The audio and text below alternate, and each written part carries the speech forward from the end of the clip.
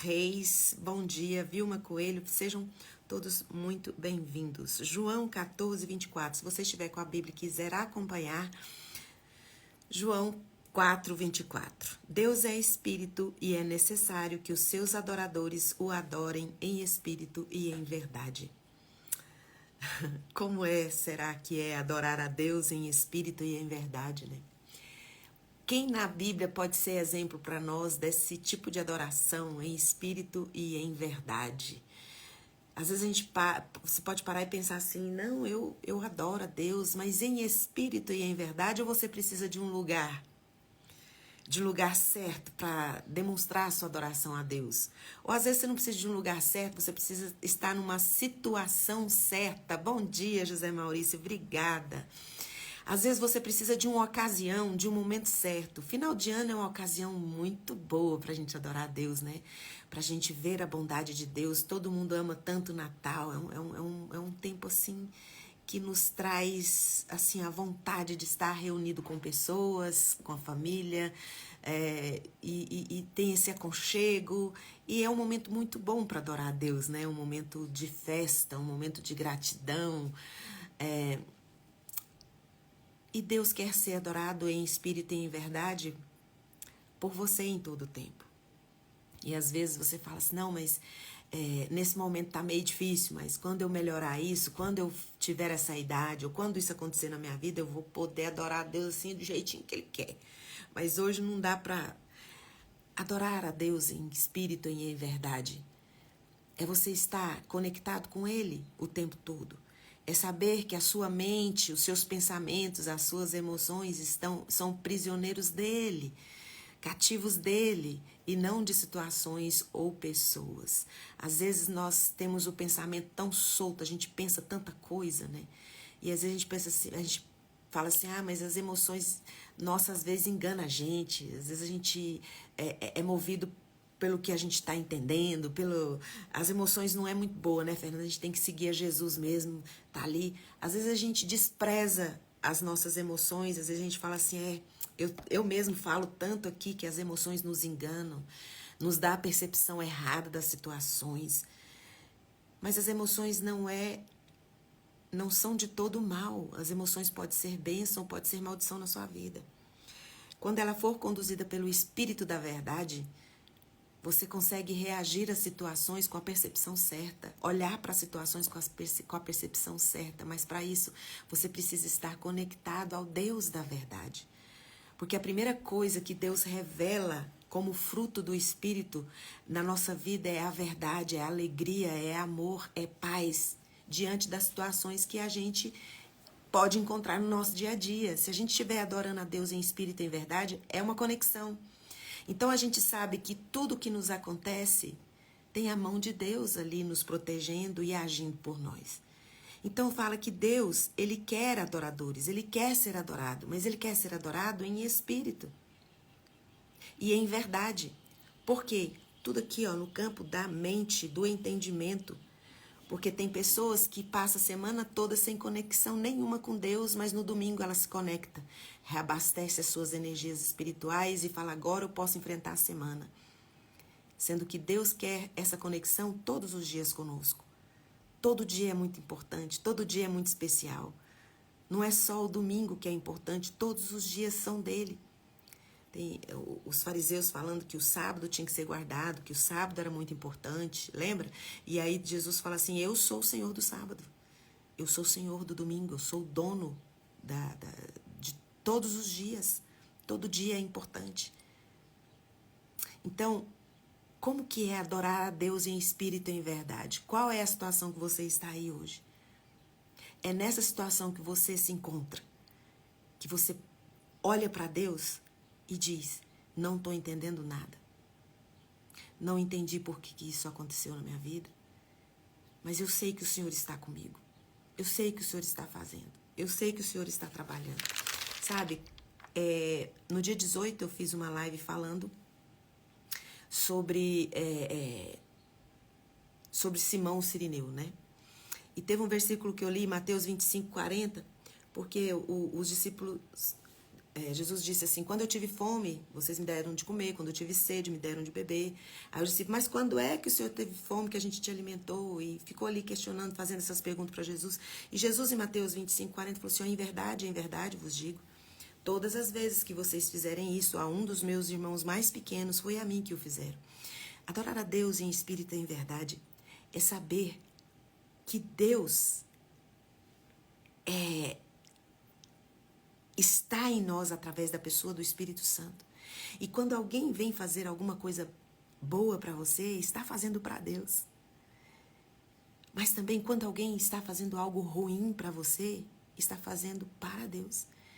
Alguém que profere palavras duras, injustas para você, não está fazendo para você, está fazendo para Deus. Porque nós estamos escondidos atrás da cruz de Cristo, que nos defende, que nos esconde, que nos salva. Então, assim, quando Jesus estava dizendo, quando vocês fizerem o bem para um desses pequeninos, vocês estarão fazendo a mim, ele também está dizendo, também se não o fizerem, estarão deixando de fazer para mim. Então, adorar em espírito e em verdade é ver a presença de Deus em todas as situações da nossa vida. Não só nas situações boas. Ai, Deus me deu esse carro. Ai, Deus fez eu ganhar não sei o quê. Ai, Deus me presenteou com isso aqui. Mas é entender que também Deus está comigo. Me fizeram isso, mas não fizeram a mim, fizeram para Deus. Eu amo muito a consciência que José tinha da presença de Deus. Lá em Gênesis 39:9, quando a mulher de Potifar estava o assediando, ele disse assim, ninguém nesta casa, ele disse para a mulher de Potifar, ninguém nesta casa está acima de mim. Eu mando aqui, na ausência do seu marido, eu mando aqui tanto quanto ele. Ele não me privou de coisa alguma, a não ser da senhora, porque a senhora é a mulher dele. Como eu poderia, então, cometer tamanha maldade e pecar contra o meu Deus? Vocês entendem a consciência que José tinha de Deus, de hierarquias?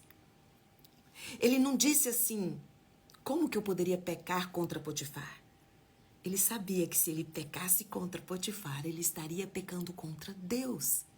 Então ele já foi lá direto no dono da história. Ele sabia que se ele cedesse à tentação daquela mulher, ele não estaria cometendo um pecado contra Potifar. Era um pecado contra Deus. Talvez hoje você está aí num lugar de dor, não por escolha sua, mas porque alguém fez alguma coisa com você. Alguém decidiu fazer algo e prejudicou você injustamente. Mas que você possa ter essa consciência que José tinha. Todo o mal que estavam fazendo para ele não era para ele, estavam fazendo para Deus. Todo o bem que ele fazia, ele estava fazendo para Deus. Mas também se ele fizesse algum mal, estaria fazendo para Deus. Então hoje, a palavra que eu tenho para trazer para o seu coração é que talvez você esteja sofrendo num lugar de injustiça. Se você olhar a vida de José, no versículo 10 fala que a mulher não desistiu. Mesmo José dizendo, olha, eu não vou pecar contra o meu Deus, cedendo a você. Mesmo ele dizendo essas palavras, ela não desistiu e continuou. E José sabia que não tinha forças para lutar contra o próprio corpo, contra o próprio desejo, contra as próprias vontades. E ele fugiu. Ele fugiu. E aí, no versículo 10, fala que ela não desistiu. No versículo 17 e 18, fala que ela acusou ele falsamente e ele foi jogado na prisão. Mas se você for ver toda a história de José, você sabe que ele não era prisioneiro de Potifar. Porque ele agia como livre, mesmo sendo preso. Ali ele começou a trabalhar, a fazer tudo. A Bíblia diz que lá no versículo 21 e 23 fala, o Senhor sabia de toda a verdade que estava acontecendo ali com José. Mas o Senhor era com José e tudo que José fazia dava certo. Tudo que José fazia prosperava. Porque ele não pegava aquela ofensa para ele e deixava aquela ofensa o paralisar, o deixar. Porque às vezes, quando acontece alguma coisa injusta com a gente fala, também não vou fazer mais nada. Olha só, tentei ser certinho, tentei fazer as coisas direito, mas olha só o que acontece com quem dá certo. Quem quer fazer as coisas certas só se dá mal. Mas José tinha plena consciência de que aquela ofensa não foi feita para ele, foi feita a Deus. Assim como ele também poderia ter feito uma ofensa a Deus e não a Potifar. Então, quando Jesus diz assim, o que vocês fizerem a um destes pequeninos, vocês estarão fazendo a mim, é tanto bem quanto mal. Alguém que te ofendeu, alguém que te colocou num lugar injusto, ele não fez esse mal a você, fez esse mal a Deus. E quando você adora a Deus em espírito e em verdade, você não espera só por situações tranquilas para reconhecer a grandeza dele e o poder dele. Você consegue ver a grandeza e o poder de Deus mesmo num dia muito difícil. Mesmo numa situação constrangedora. Você sabe, Deus está vendo, Deus está fazendo, Deus está trabalhando. Então, ao invés de se desesperar e se angustiar e falar, Senhor, me tira dessa situação, você vai abrir o seu coração para Deus nessa manhã e dizer, Senhor, eu quero olhar para essa situação do jeito que o Senhor vê. Porque o jeito que eu estou vendo está impossível. O jeito que eu estou vendo está me machucando demais. Eu não fiz nada para estar nesse lugar. Eu não mereço estar aqui. Mas o Senhor vê essa situação de uma maneira diferente. O Senhor consegue olhar para mim e para essa situação e me ver mais que vencedor. Então me ajude a enxergar dessa forma. Isso é adorar a Deus em espírito e em verdade.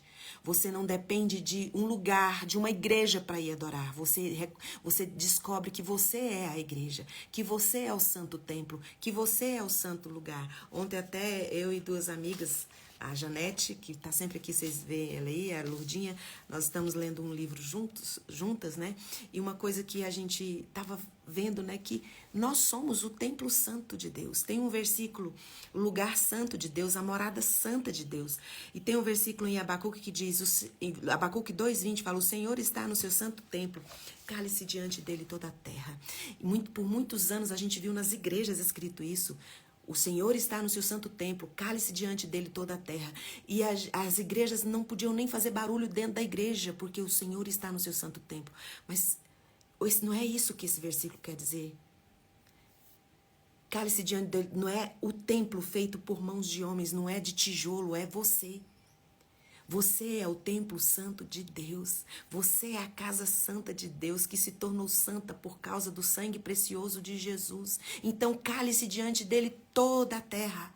Todo barulho externo, tudo que é ofensa não entra nesse santo templo porque o Espírito Santo está fazendo morada aí. Então cale-se diante dele todo ruído de fora, todo ruído do mundo, todas as vozes que não é a voz do Deus que criou você, que enviou Jesus como um sacrifício santo para nos resgatar das nossas dores, das nossas prisões emocionais e trazer vida abundante, mesmo numa situação difícil, mesmo num caos.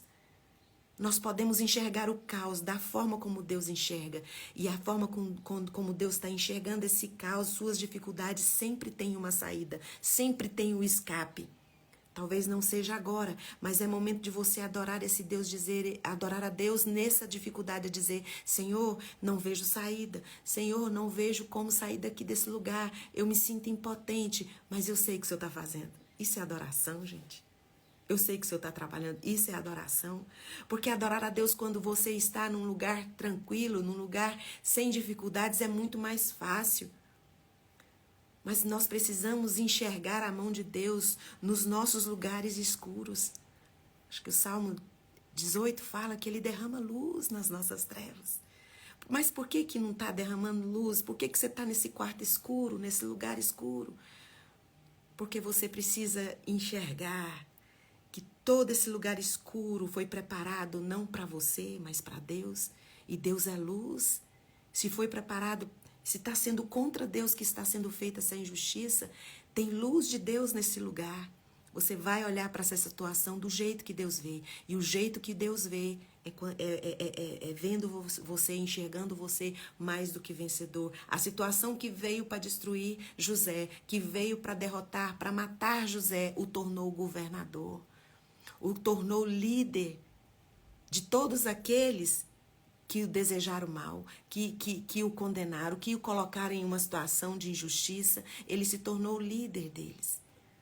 Talvez você não torne líder dos seus algozes, mas você vai se tornar muito maior, mais que vencedor, porque Deus te coloca em lugar de honra. Porque o lugar de honra é o lugar que pertence a Ele. Ele é o dono da sua história. Ele é o dono de toda a honra. Ele é o dono de toda a glória. E ele reparte, Ele distribui. Ele quer que eu e você participemos não só de dores, não só de sofrimentos, mas participemos da glória dEle. Uma glória que Ele não divide com ninguém. Ele nos convida a fazer parte, a participar da glória dele. O que é a glória de Deus? É ser vitorioso, mesmo no meio do caos, mesmo no meio das dificuldades. O Senhor está no seu santo templo. Você é o templo santo de Deus. E todas as outras vozes de acusação, condenação, cale-se diante da presença do santo que está em você. Sabe, quando Abacuque disse, o Senhor está no seu santo templo, cale-se diante dele toda a terra. É que quando a presença de Deus está, nada pode ter a voz mais forte e mais alto dentro de você. Você é casa de Deus. Jesus veio garantir que eu e você fôssemos casa de Deus, habitação do Espírito Santo de Deus. Então, o barulho de fora não entra. Acusações de fora não entram, porque você é um adorador que adora a Deus em espírito e em verdade. Sabe, José pôde demonstrar nessa adoração fidelidade, integridade, obediência e humildade. Quando você não tem consciência do que é adorar esse Deus em espírito e em verdade, você não consegue permanecer fiel, você desiste. Você não consegue ter integridade, você cede às tentações. Você não consegue ser obediente a Deus, você cede.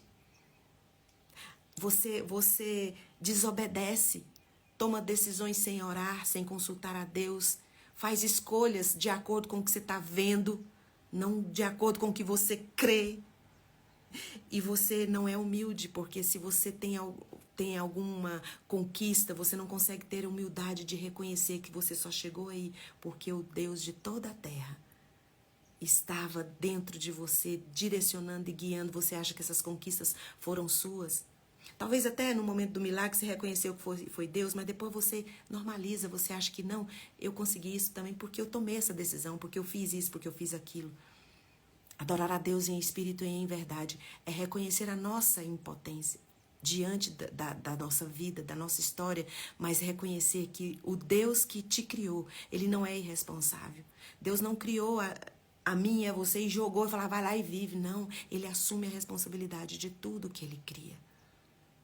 Então, em nome de Jesus, o Cristo de Nazaré, eu queria convidar você hoje para, como José, adorar a Deus em espírito e em verdade. Saber que todo bem que você faz, você está fazendo para Deus, não é para pessoas. E todo mal que você faz, também você não está fazendo para pessoas, você está fazendo para Deus. E o contrário também é verdade. Quando você adora em espírito e em verdade, você sabe que a sua luta não é contra pessoas. Você não está lutando contra pessoas. A nossa luta, ela é espiritual, ela está no sobrenatural, e Deus é quem vai na sua frente, lutando as suas guerras, lutando as suas batalhas. Chegará o dia, Jesus falou lá para aquela mulher samaritana, né, que estava assim tão preocupada com a adoração verdadeira, que os judeus falam que tem que adorar aqui, outros falam que tem que adorar no monte. Aí Jesus fala, mas eu sou o Cristo, eu sou o Messias que vocês estão esperando. E lá em João 4:23 fala, mas chegará a hora, o dia está chegando, e de fato já chegou, porque eu estou aqui falando com você, fala a mulher samaritana, né? Em que os verdadeiros adoradores adorarão o Pai em espírito e em verdade, pois são esses o que o Pai procura para seus adoradores. Deus está procurando. Ele vai encontrar em você um adorador que o adora em espírito e em verdade? Ou você só consegue adorar a Deus de verdade quando você consegue ver soluções, quando você consegue ver a porta, quando você consegue ver a saída? Adorar a Deus em espírito e em verdade é saber que todo o mal que te fizeram não fizeram para você, fizeram para Deus. Então você escolhe, como José, ser fiel a Deus. Faz como José, ser íntegro, fugir de situações que a sua carne não consegue vencer. Ser fiel a Deus. Quando você é fiel a Deus, você é fiel a pessoas. Quando você é obediente a Deus, você não tem problema nenhum com a hierarquia da terra. Você vai obedecer às hierarquias deste mundo, da terra, sabendo que você está fazendo para Deus e não para homens. Então, em nome de Jesus, você é o templo santo de Deus. Abacuque, que eu li para vocês, Abacuque 2:20. Você é casa de Deus, você é morada de Deus, você é o santo templo de Deus e você é morada dele. Então, diante dessa verdade, que cale-se todas as outras vozes, que toda a terra, todo o murmúrio, todo o burburinho que vem cegar os seus olhos e aprisionar a sua alma num lugar de dor, num lugar de ofensa, num lugar de amargura, possa calar essas vozes e você ouvir apenas a voz do Deus Espírito Santo que foi enviado por Jesus, que selou você como casa de Deus, como morada do Espírito Santo de Deus. Então, em tudo que fizerem a você, seja de bom ou de ruim, não estão fazendo para você, estão fazendo para o Cristo de Nazaré. E Ele age, e Ele defende você de todo o mal que te acontece. E esse lugar que você está hoje, que pode ser um lugar injusto e de dor, não é um lugar para você morar. É só um lugar para você passar. E você vai ser mais que vencedor. E a glória de Deus é manifestada na vida daquele que é um verdadeiro adorador, que entende que tudo que acontece tem a mão do poderoso Deus para tornar você mais que vencedor, independente da situação. Coloca a mão no coração, vou orar por você. Pai, os meus irmãos estão na tua presença agora. O Senhor sabe qual é a dor da alma, qual é o aprisionamento de pensamento, qual é a situação injusta que foram colocados. O Senhor é o nosso justo juiz. O Senhor é o nosso paizinho que nos trata como menina dos seus olhos. Tudo o que fizerem para nós estarão fazendo para o Senhor. E nós queremos agora adorar o Senhor e dizer que nós cremos que o Senhor assume o nosso lugar, sempre. E nos defende, nos protege. E dessa situação nós sairemos mais que vencedores por meio daquele que nos amou e se entregou por nós na cruz do Calvário. E agora, na autoridade que o Espírito Santo de Deus me dá por causa do sangue de Jesus derramado na cruz do Calvário, eu ministro cura sobre você, sobre qualquer doença que você tenha no corpo ou enfermidades na alma. Seja curado e seja liberto agora, em nome de Jesus. Amém. Um beijo. E um cheiro aí também para todos do Facebook, do YouTube. Muito obrigada por sempre curtirem, comentarem e compartilharem. Que Deus abençoe o dia de vocês e a vida de vocês. Tchau, tchau. Até amanhã, às 6h30.